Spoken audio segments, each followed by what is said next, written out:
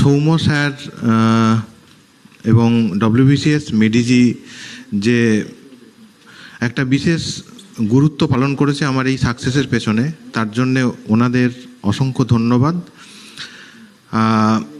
এই ডব্লিউবিসিএস মেডিজি এবং সৌম্য স্যার সম্পর্কে বলতে গেলে আমি একটা জিনিস বলবো, যেটা আমার সবচেয়ে গুরুত্বপূর্ণ মনে হয়েছে।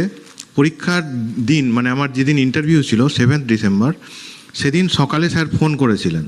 সকালে ফোন করে স্যার কিছু কথা বলেছিলেন এবং শেষে বলেছিলেন অবশ্যই তোমার ভালো হবে। এই কথাটা যে কতটা আশ্বাসের এবং এটা যে কতটা কনফিডেন্ট দেয়, সেটা মানে বলে বোঝানো আমার পক্ষে অসম্ভব প্রায়।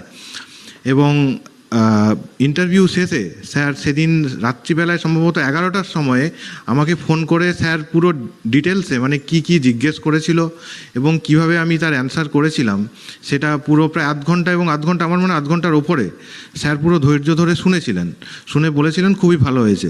তো স্যারের সেই ধৈর্য এবং সেটা অবশ্যই সবসময় শিক্ষণীয়, এবং সেই ব্যাপারে আমি খুবই কৃতজ্ঞ ডব্লিউবিসিএস মেডিজি এবং স্যার এবং সমস্ত এর সঙ্গে যুক্ত সবার কাছে।